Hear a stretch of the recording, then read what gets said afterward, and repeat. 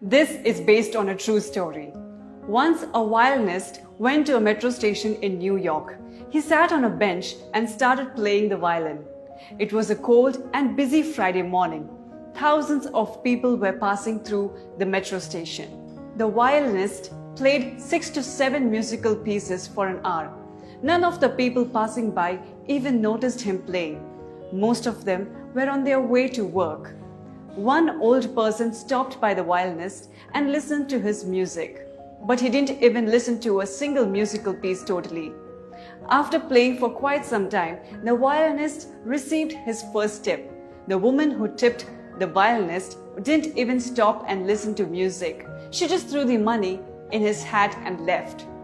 After some time, a 3-year-old kid was passing with his mother. The kid stopped for a while to listen to the violinist.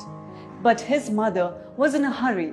She scolded the kid for wasting the time and pushed him to continue walking. The kid looked fascinated by the music, but his mother was in a hurry. He was continuously turning his head to see the violinist as he left with his mom. The same thing happened with a few more kids, but their parents forced them to move on. The violinist played for an hour, but only 7 people stopped and listened to for a few minutes. About 15 people put money into his bag. He collected around $30. When he was done playing the violin, there was a silence at the metro station. But nobody even noticed that. Neither the violinist was applauded, nor anyone heard his music properly. No one even knew this, but the violinist was no other than Joshua Bell. He was one of the best musicians in the world. He played one of the most expensive musical pieces ever written with a violin on the station. That musical piece was worth around $3.5 million. 2 days before this incident on the subway, a show of Joshua Bell was sold out. The show was in Boston and the cost of a single seat was $100. This is a true story. Washington Post had organized this event in the metro station with Joshua Bell.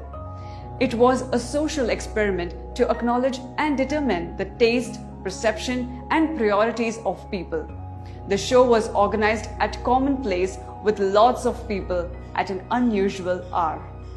The results were shocking, made everyone think, how do we judge things? How do we acknowledge beauty? We seem to concentrate on something when we are paying for it.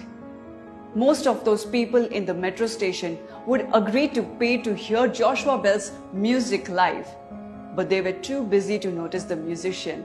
They didn't care about music.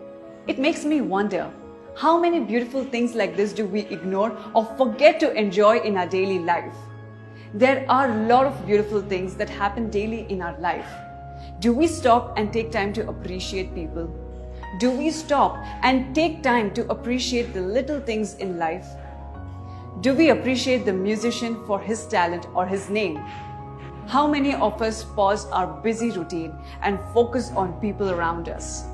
So many people on that metro station missed the chance to enjoy famous Joshua Bell's music that day for free.